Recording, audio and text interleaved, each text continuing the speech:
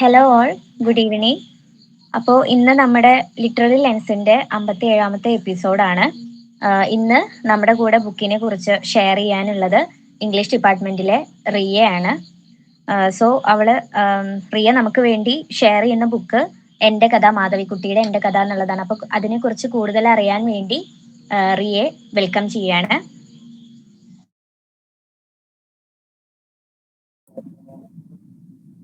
തുടങ്ങേണ്ട മിസ്സേ?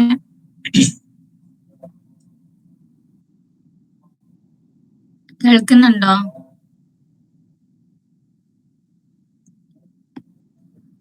ഓക്കെ, അപ്പോ good evening to all.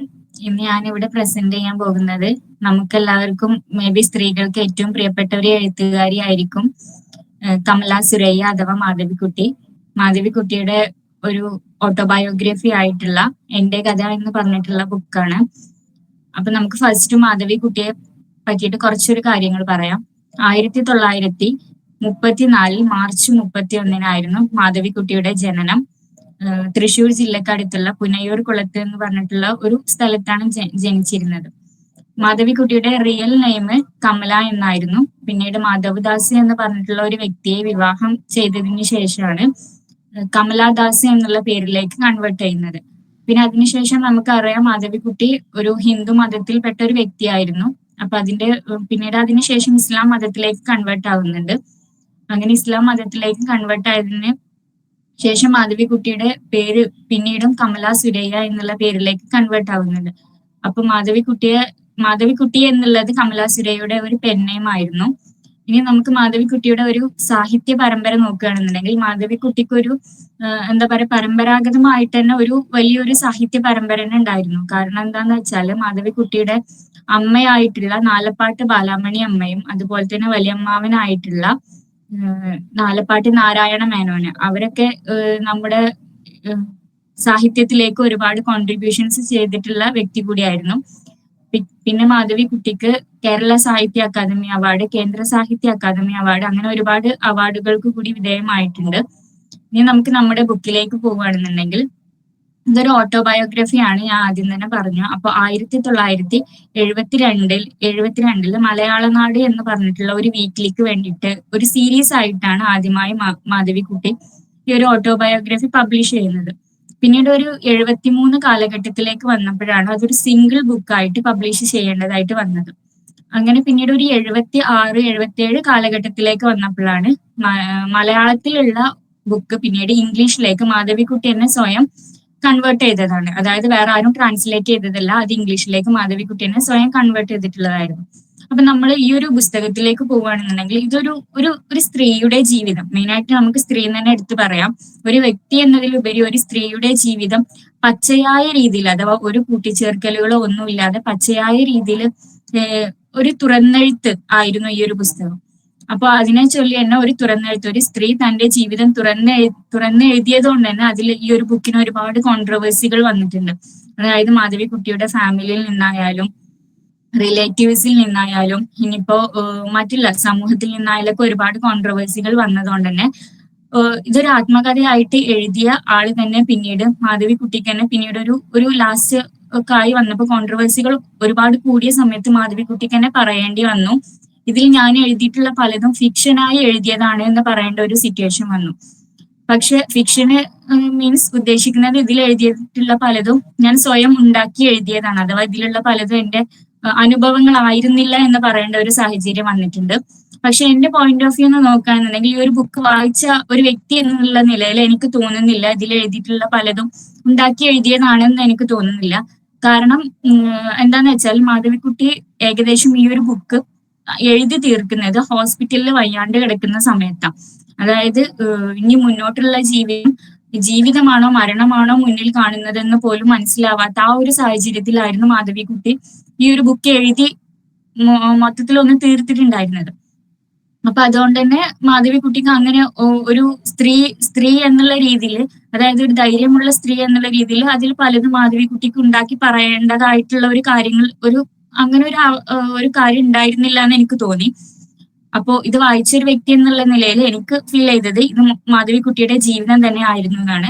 അപ്പൊ നമ്മൾ പുസ്തകത്തിലേക്ക് പോകുന്ന സമയത്ത് ഒരു സ്ത്രീയുടെ ചൈൽഡ്ഹുഡ് അഥവാ കുട്ടിക്കാലം, അതുപോലെ തന്നെ പിന്നീട് ആ ഒരു സ്ത്രീ വിവാഹം കഴിക്കുന്നു. പിന്നീട് അതിനുശേഷം ആ ഒരു സ്ത്രീ വിവാഹമോചിതയാകുന്നു. വിവാഹമോചിതയായിട്ട് വീട്ടിൽ വന്നിരിക്കുമ്പോഴുള്ള പ്രശ്നങ്ങൾ, അങ്ങനെ ഒരുപാട്, ഒരു സ്ത്രീ ഒരു ചെറുപ്പം മുതൽ മരണം വരെ നേരിടുന്ന ഒരുപാട് പ്രശ്നങ്ങൾ ഘട്ടം ഘട്ടങ്ങളായിട്ടാണ് ഈ ബുക്കിൽ പ്രസന്റ് ചെയ്തിട്ടുള്ളത്. അപ്പൊ നമ്മൾ ഫസ്റ്റ് മാധവിക്കുട്ടിയുടെ കുട്ടിക്കാലത്തിലേക്ക് പോവുകയാണെന്നുണ്ടെങ്കിൽ മാധവിക്കുട്ടി പറയുന്നുണ്ട്, മാധവിക്കുട്ടിക്ക് തന്റെ പാരന്റ്സിന്റെ അടുത്ത് നിന്ന് വേണ്ടത്ര ഒരു സ്നേഹം അല്ലാന്നുണ്ടെങ്കിൽ ഒരു കെയർ ഒന്നും കിട്ടിയിട്ടില്ല എന്ന് പറയുന്നുണ്ട്. കാരണം മാധവിക്കുട്ടിയുടെ പാരന്റ്സ് ഗാന്ധിയൻ ആശയങ്ങളെ പിന്തുടരുന്നവരായിരുന്നു. അപ്പൊ മാധവിക്കുട്ടിയുടെ ടേസ്റ്റ് എന്ന് പറഞ്ഞാൽ ഈ ഒരു ഗാന്ധിയൻ ആശയങ്ങളിൽ നിന്നും എൻറ്റയർലി ഡിഫറെന്റ് ആയിരുന്നു. അപ്പൊ അതുകൊണ്ട് തന്നെ പാരന്റ്സ് പറയുന്ന പല കാര്യങ്ങളും മാധവിക്കുട്ടിക്ക് അക്സെപ്റ്റ് ചെയ്യാനുള്ള ഒരു ബുദ്ധിമുട്ടുണ്ടായിരുന്നു. പിന്നെ അതുപോലെ തന്നെ മാധവിക്കുട്ടി പഠിച്ചിരുന്നത് ഒരു കോൺവെന്റ് സ്കൂളില്, അല്ലാന്നുണ്ടെങ്കിൽ ധനികരായിട്ടുള്ള വിദ്യാർത്ഥികൾ പഠിക്കുന്ന സ്കൂളിലായിരുന്നു. അപ്പൊ ഒരു സാധാരണക്കാരുടെ ജീവിതം എന്താണ്, അല്ലെങ്കിൽ ഒരു സാധാരണക്കാർ അനുഭവിക്കുന്ന പ്രശ്നങ്ങൾ എന്താണ്, അതൊന്നും മനസ്സിലാക്കാൻ മാധവിക്കുട്ടിക്ക് തന്റെ ആ ഒരു ബാല്യത്തിൽ നിന്ന് കഴിഞ്ഞിരുന്നില്ല. അങ്ങനെ പിന്നീട് പാരന്റ്സിന്റെ അടുത്ത് നിന്ന് കിട്ടാത്ത ആ ഒരു സ്നേഹത്തെ കുറിച്ച് വളരെ ആഴത്തിൽ പറയുന്നുണ്ട്. അതായത് നമ്മുടെ പാരന്റ്സ് അവരുടേതായിട്ടുള്ള ഇഷ്ടങ്ങൾ സ്വന്തം മക്കളെ മേലിൽ അടിച്ചേൽപ്പിക്കുന്ന സമയത്ത് അത് അവരുടെ സ്വന്തം ഒരു സോഷ്യൽ നെറ്റ്വർക്കിൽ, അതായത് ആ ഒരു കുട്ടിയുടെ സോഷ്യൽ നെറ്റ്വർക്കിൽ അത് എത്ര കണ്ട് ബാധിക്കും. പിന്നീട് ആ കുട്ടിയുടെ മരണം വരെ ആ കുട്ടിയുടെ ആ ഒരു ചൈൽഡ്ഹുഡിൽ കിട്ടിയിട്ടുള്ള ഒരു ട്രോമ അത് എത്ര കണ്ട് ആ കുട്ടിയെ പിന്തുടരും എന്നുള്ള കാര്യങ്ങൾ വളരെ വ്യക്തമായി പറയുന്നുണ്ട്. പിന്നീട് അതിനുശേഷം മാധവിക്കുട്ടി 15-ാം വയസ്സിൽ തന്നെ വിവാഹം കഴിക്കുന്നുണ്ട്. അപ്പൊ നമുക്കൊക്കെ ചിന്തിച്ചു നോക്കിയാൽ അറിയാം, 15-ാം വയസ്സ് എന്ന് പറഞ്ഞാൽ നമ്മളൊക്കെ ഒരു 10ാം ക്ലാസ് പഠിക്കുന്ന സമയം. അപ്പൊ ആ ഒരു പ്രായത്തിൽ മാധവിക്കുട്ടിക്ക് നമുക്ക് തന്നെ ആലോചിക്കുമ്പോൾ 15-ാം വയസ്സിൽ വിവാഹം എന്നൊക്കെ പറയുമ്പോൾ നമുക്കതൊരു ഭയാനകരമായിട്ടുള്ള ഒരു സംഭവമായിട്ടാണ് തോന്നുന്നത്. മാധവിക്കുട്ടിക്കും അതേ ഒരു ഫീലിംഗ് ആയിരുന്നു. പക്ഷെ എന്നിരുന്നാൽ പോലും മാധവിക്കുട്ടി ആ ഒരു വിവാഹത്തിനെ സംബന്ധിച്ചത് അങ്ങനെയെങ്കിലും ഒരാൾ തന്നെ സ്നേഹിക്കാനുണ്ടാവണം, അല്ലെങ്കിൽ അങ്ങനെയെങ്കിലും ഒരാളെ സ്നേഹിക്കാൻ തനിക്ക് കിട്ടും എന്നുള്ള ഒരു മെന്റാലിറ്റിയിലാണ് മാധവിക്കുട്ടി ആ വിവാഹത്തിന് സമ്മതിക്കുന്നത്. അങ്ങനെ മാധവദാസ് എന്ന് പറഞ്ഞിട്ടുള്ള ഒരു വ്യക്തിയെ വിവാഹം കഴിക്കുന്നു. വിവാഹം അട്ടർ ഫ്ലോപ്പ് ആയിരുന്നു മാധവിക്കുട്ടിയെ സംബന്ധിച്ചിടത്തോളം. കാരണം മാധവിക്കുട്ടിയുടെ ഭർത്താവിന് വേണ്ടിയിരുന്നത് ഒരു ഭാര്യ, അതായത് ഭാര്യയുടെ സ്നേഹമൊന്നും ആയിരുന്നില്ല. അവർക്ക് വേണ്ടത് അവരുടെ ലെസ്റ്റ്, ഭർത്താവിന്റെ ലെസ്റ്റ് തീർക്കാനുള്ള ഒരു വസ്തു, അതായിട്ടായിരുന്നു ഭർത്താവ് മാധവിക്കുട്ടിയെ കണ്ടിരുന്നത്. മാധവിക്കുട്ടി അതിൽ എടുത്തു പറയുന്ന ഒരു കാര്യമുണ്ട്. മാധവിക്കുട്ടി ഒരു ദിവസം ഭർത്താവിനോട് സ്നേഹം യാചിക്കേണ്ട ഒരു അവസ്ഥ വന്നിട്ടുണ്ട്. അതായത് ഇപ്പോ നമ്മളൊന്ന് ചിന്തിച്ചു നോക്കിയാൽ മനസ്സിലാവും, സ്വന്തം ഭർത്താവിനോട് വരെ ഒരു സ്നേഹം യാചിക്കേണ്ടി വരുന്ന അവസ്ഥ എന്ന് പറഞ്ഞാല് അതൊക്കെ എത്ര നമുക്കൊക്കെ ചിന്തിക്കാൻ പോലും പറ്റാത്ത അത്ര അങ്ങനത്തെ ഒരു അവസ്ഥയായിരിക്കും അല്ലെ അത്. ഇപ്പോ സ്നേഹം കിട്ടാതെ വരുന്ന ഒരവസ്ഥ എന്നൊക്കെ പറഞ്ഞാല്. അപ്പൊ അങ്ങനെ ഭർത്താവിനോട് സ്നേഹം യാചിച്ച സമയത്ത് ഭർത്താവ് ചെയ്തത് എന്താന്ന് വെച്ചാൽ മാധവിക്കുട്ടിയെ റൂമിലേക്ക് കൊണ്ടുപോയിട്ട് ഭർത്താവിന്റെ ലെസ്റ്റ് മാധവിക്കുട്ടിയുടെ ശരീരത്തിൽ തീർത്തു എന്ന മാധവിക്കുട്ടി പറയുന്നത്. അപ്പൊ അത്ര കണ്ട് ആ വ്യക്തി ഒരു എന്താ പറയാ, അത്ര കണ്ട് ആ കാലഘട്ടത്തിൽ 72 കാലഘട്ടത്തിൽ ആ ഒരു സ്ത്രീ അത്ര കണ്ട് അനുഭവിക്കേണ്ട ഒരു അവസ്ഥ വന്നിട്ടുണ്ട് എന്നുള്ളത് കൂടി നമുക്ക് ഇതിൽ നിന്ന് മനസ്സിലാവും.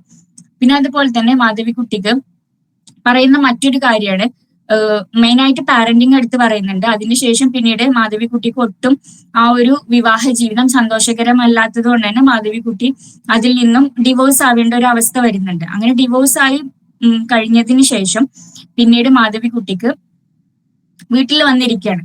അപ്പോ നമ്മുടെ സമൂഹത്തിലൊക്കെ ഇന്നും ഒരു പുനർവിവാഹം എന്നൊക്കെ പറഞ്ഞാൽ അത് എനിക്ക് തോന്നുന്നു പുരുഷന്മാര് വിവാഹം കഴിക്കുമ്പോൾ അത് അത്ര വലിയൊരു പ്രോബ്ലം നമ്മുടെ സമൂഹത്തിൽ ഉണ്ടെന്ന് തോന്നുന്നില്ല, ഒരു പുനർവിവാഹം. പക്ഷെ അതേസമയം ഒരു സ്ത്രീ പുനർവിവാഹത്തിന് മുന്നിലോട്ട് പോകുന്നു എന്ന് കാണുമ്പോൾ ഇന്നും എത്ര കണ്ട് നമ്മുടെ സമൂഹം വളർന്നു എന്ന് പറഞ്ഞാലും, എത്ര കണ്ട് എഡ്യൂക്കേറ്റഡ് ആയി എന്ന് പറഞ്ഞാലും, ഇന്നും അത് എന്തോ ഒരു വലിയ പ്രശ്നമായിട്ടാണ് നമ്മുടെ സമൂഹം കാണുന്നത്.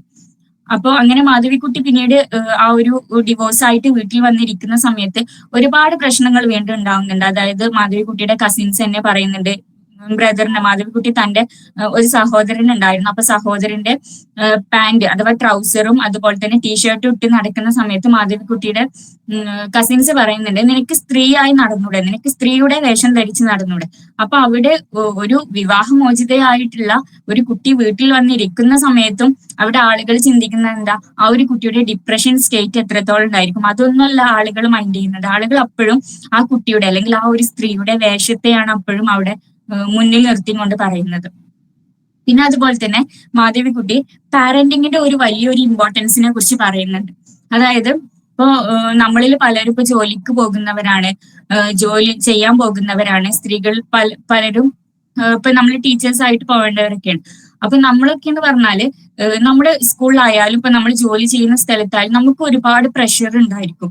ഒരുപാട് പ്രഷർ ആയാലും ഒരുപാട് സ്ട്രെസ് ആയാലും അതൊക്കെ ഉണ്ടായിരിക്കുന്ന സമയത്തും നമ്മൾ വീട്ടിലേക്ക് വന്നിട്ട് അത് നമ്മുടെ കുട്ടികൾക്ക് എന്ന് പറഞ്ഞാൽ അവരുടെ ഒരു പാരന്റ് എന്നുള്ള രീതിയിൽ നമുക്ക് ചെയ്തു കൊടുക്കാൻ പറ്റുന്ന ഏറ്റവും നല്ല കാര്യമാണ് അവർക്ക് നല്ലൊരു ബാല്യം, അവർക്ക് അത്ര എന്നും മരണം വരെ അവർക്ക് നല്ലൊരു ഓർമ്മയുള്ള ഒരു ബാല്യം ഉണ്ടാക്കി കൊടുക്കാൻ കഴിയാന്ന് പറയുന്നത്.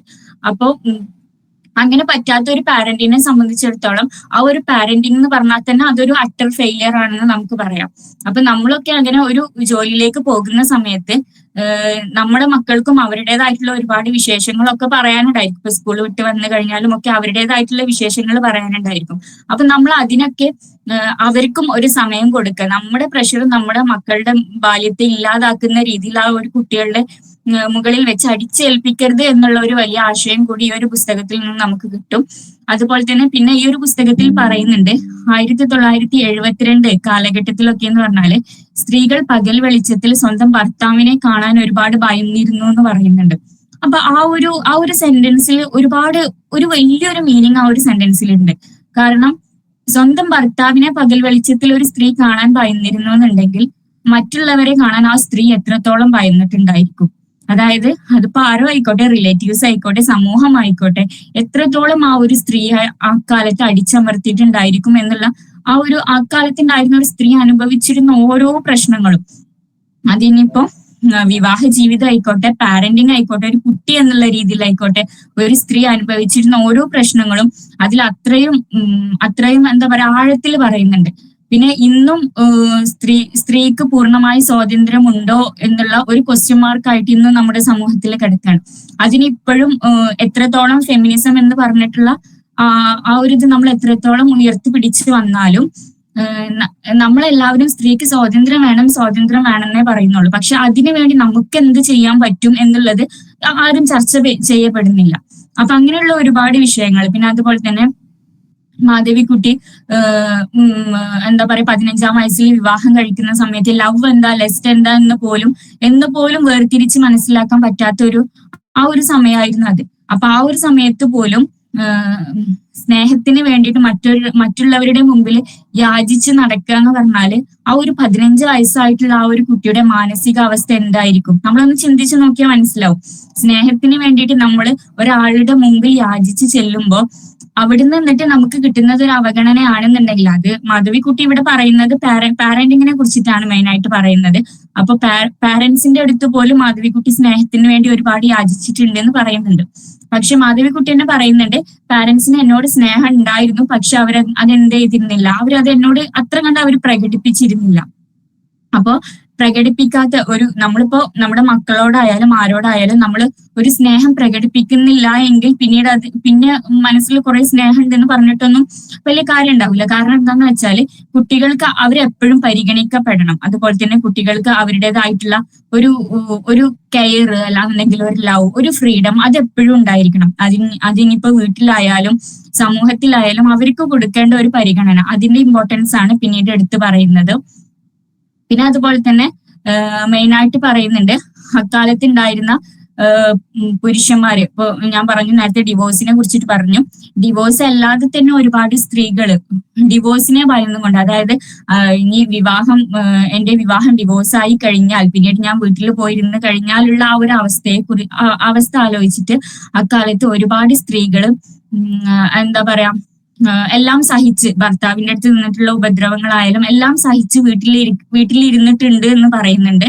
പിന്നെ അതുപോലെ തന്നെ മാധവിക്കുട്ടിക്ക് ഈ ഒരു ഡിവോഴ്സിന് ശേഷവും പിന്നീടും അത്ര കണ്ട് ക്രൂരമായി മർദ്ദിച്ച ഒരു ഭർത്താവിന്റെ അടുത്തേക്ക് വീണ്ടും തിരിച്ചു പോകാനുള്ള ഒരു ഫീലിംഗ് മാധവിക്കുട്ടിയുടെ മനസ്സിൽ വരുന്നുണ്ട്. അപ്പൊ അവിടെ കാണിക്കുന്നത് എന്താന്ന് വെച്ചാല് പിന്നീടും എന്നിരുന്നാൽ അത്രയും സ്നേഹം ഭർത്താവിന്റെ അടുത്ത് നിന്ന് കിട്ടിയിട്ടില്ല എങ്കിലും ഇനിയും ഭർത്താവിന്റെ അടുത്ത് നിന്ന് ഇനി തിരിച്ചു പോയാൽ എന്തെങ്കിലും ഒരു സ്നേഹം കിട്ടുമോ എന്നുള്ള ആ ഒരു ഹോപ്പാണ് പിന്നീട് അങ്ങോട്ട് വീണ്ടും തിരിച്ചു പോകാൻ വേണ്ടിയിട്ട് തിരിച്ചു പോകാൻ വേണ്ടിയിട്ട് മാധവിക്കുട്ടിയുടെ മനസ്സിന് വല്ലാണ്ട് ആഗ്രഹിക്കുന്നത്. പിന്നെ അതുപോലെ തന്നെ ഈ ഒരു ബുക്ക് സംഭവം പബ്ലിഷ് ചെയ്തിട്ടുള്ളത് ഒരു 72 കാലഘട്ടത്തിലാണെങ്കിൽ പോലും ഇന്നും ഈ ഒരു ബുക്ക് റെലവെന്റ് ആണെന്നാണ് എനിക്ക് തോന്നുന്നത്. കാരണം നമ്മുടെ സമൂഹത്തിൽ ഇപ്പൊ ഒരുപാട് ഇപ്പോ ഡ്രഗ്സിന് അഡിക്റ്റ് ആയവരായാലും അതുപോലെ തന്നെ അങ്ങനെയുള്ള ഒരുപാട് കുട്ടികളുടെ ഇടയിൽ ഒരുപാട് ഇപ്പൊ ഡ്രഗ്സ് അല്ലാന്നുണ്ടെങ്കിൽ മറ്റുള്ള ഒരുപാട് ദുശീലങ്ങൾ വളർന്നു വരുന്ന കാലമാണ്. അപ്പൊ ആ ഒരു കാലത്ത് പാരന്റിങ്ങിന്റെ ഇമ്പോർട്ടൻസ് എത്രത്തോളം ഉണ്ട്, അല്ലാന്നുണ്ടെങ്കിൽ ഒരു കുട്ടി നല്ല രീതിയിലായാലും ചീത്ത രീതിയിലായാലും ഒരു കുട്ടിയുടെ ജീവിക്കുന്ന ജീവിതത്തെ പാരന്റിങ് എത്രത്തോളം ബാധിക്കുന്നുണ്ട് എന്നുള്ളതിന്റെ ഒരു വലിയൊരു ക്ലിയർ കട്ട് ഒരു പിക്ചർ തന്നെയാണ് നമുക്ക് ഈ ഒരു പുസ്തകം തരുന്നത്. പിന്നെ ഇതൊരു ഓട്ടോബയോഗ്രഫി ആയതുകൊണ്ട് തന്നെ ഞാൻ പറയുന്നതിൽ കൂടുതൽ മേ ബി നിങ്ങൾക്ക് അത് മനസ്സിലാവുന്നുണ്ടാവുക നിങ്ങൾ അത് വായിക്കുമ്പോഴായിരിക്കും. കാരണം നമ്മൾ അതിന്റെ ഒരു ഫസ്റ്റ് പോർഷൻസ് ഒക്കെ നമ്മൾ വായിച്ചു വരുമ്പോൾ നമുക്ക് തന്നെ ഫീൽ ചെയ്യും അത്രയും ലൈംഗികത സ്ത്രീയെ കുറിച്ചിട്ടുള്ളതും അതുപോലെ തന്നെ ലൈംഗികത നിറഞ്ഞമായിട്ടുള്ള ഒരു ബുക്കാണ്. അതാണ് ഞാൻ ആദ്യം തന്നെ പറഞ്ഞത്, ഒരു തുറന്ന എഴുത്തായിരുന്നു ഈ ഒരു ബുക്ക്. അപ്പോ അതുകൊണ്ട് തന്നെയാണ് ഇതിന് ഒരുപാട് കോൺട്രവേഴ്സികൾ നിറഞ്ഞൊരു ബുക്കായി മാറിയതും. അപ്പോൾ ഫസ്റ്റ് ഒക്കെ വായിക്കുന്ന സമയത്ത് ഇപ്പോ ഒരു സ്ത്രീ എന്നുള്ള രീതിയിൽ ഞാൻ വായിക്കുന്ന സമയത്ത് നമ്മൾ എത്ര കണ്ട് ന്യൂ ജനറേഷൻ ആണ്, എത്ര കണ്ട് ഫോർവേഡഡ് ആയി ചിന്തിക്കുന്ന ആളാണെന്ന് പറഞ്ഞാൽ പോലും എനിക്ക് ഫീൽ ചെയ്തത് എന്തൊക്കെയാ ഈ എഴുതി വെച്ചിരിക്കുന്നത് എന്നുള്ള ആ ഒരു ഫീലാ വന്നത്. അതായത് അത്രയും ലൈംഗികത അതിൽ നിറഞ്ഞിട്ടുണ്ട്. പിന്നീട് അത് നമ്മൾ വായിച്ച് വരുന്ന സമയത്താണ് ഒരു ലാസ്റ്റ് അല്ല ഒരു മിഡിൽ പോർഷനൊക്കെ എത്തുന്ന സമയത്ത് നമുക്ക് മനസ്സിലാകും ഇങ്ങനെയും ഒരുപാട് സ്ത്രീകൾ ജീവിച്ചിരുന്നു അക്കാലത്ത്. അതായത് 72 കാലഘട്ടത്തിൽ ഇങ്ങനെയും ഒരുപാട് സ്ത്രീകൾ ജീവിച്ചിരുന്നു എന്നുള്ള ഒരു എന്താ പറയാ ഒരു ചെറിയൊരു ഇമേജ് കൂടി നമുക്ക് കിട്ടും അന്ന് ജീവിച്ചിരുന്ന സ്ത്രീകളുടെ അവസ്ഥ എന്തായിരുന്നു എന്നുള്ളത്. പിന്നെ അതുപോലെ തന്നെ അന്ന് മാത്രമല്ല ഇന്നും നമ്മുടെ സമൂഹത്തിൽ വലിയ മാറ്റങ്ങളൊന്നും വന്നിട്ടില്ല.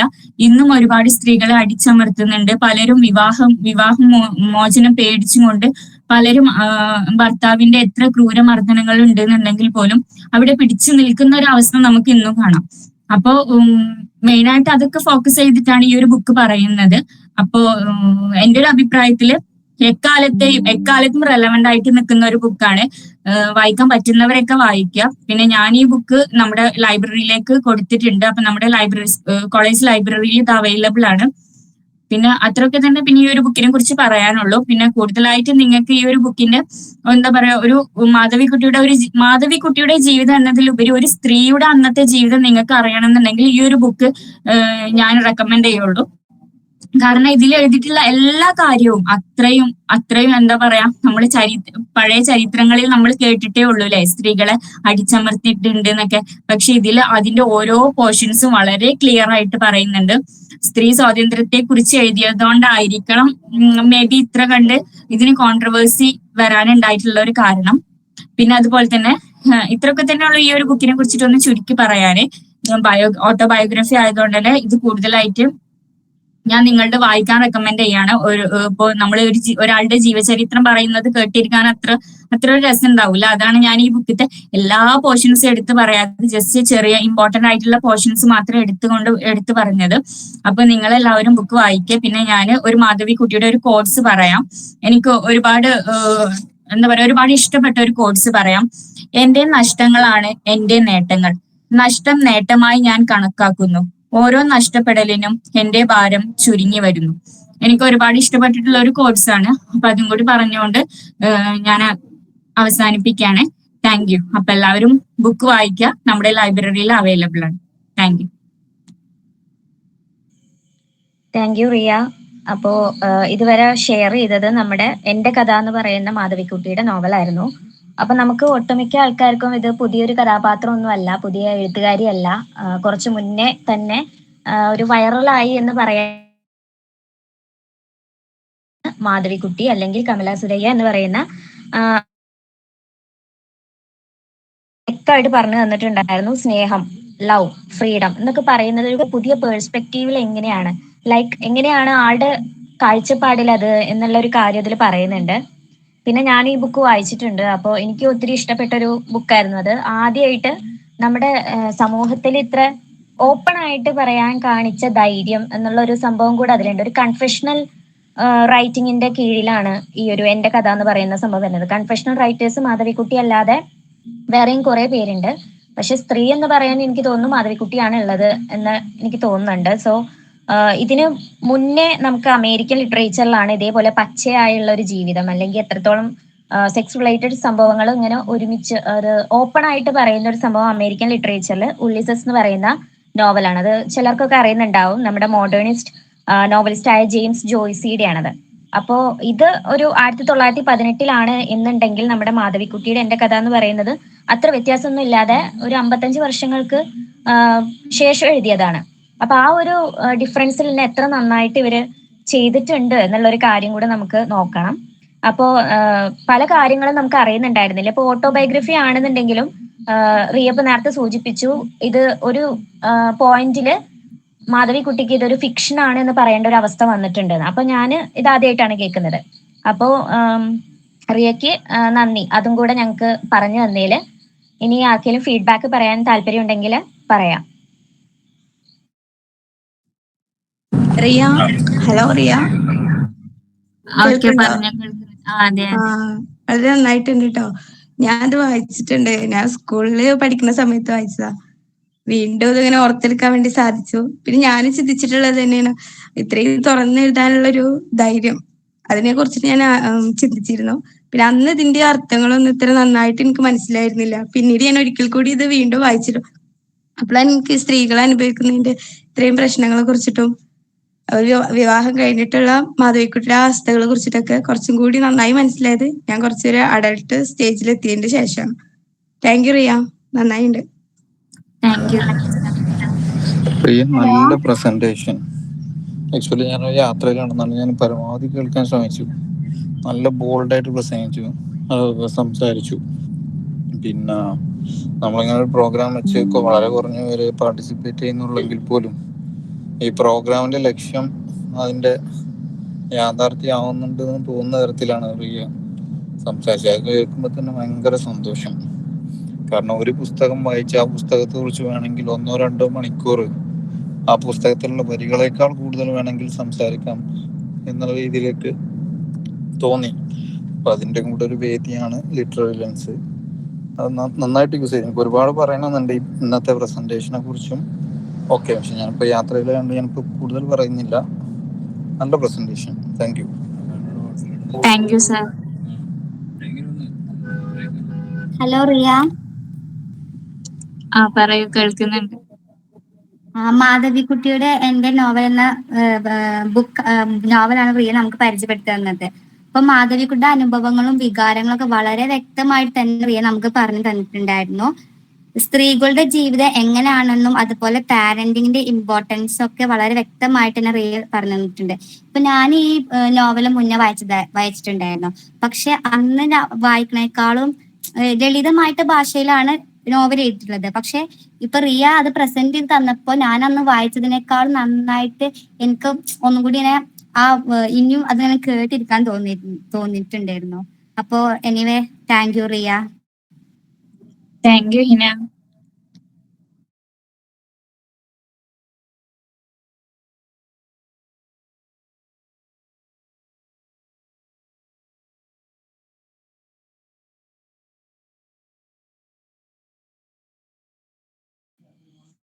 ഹലോ, ഇനി ആർക്കെങ്കിലും ഫീഡ്ബാക്കിന് എന്തെങ്കിലും പറയാനുണ്ടോ ബുക്കിനെ കുറിച്ച്?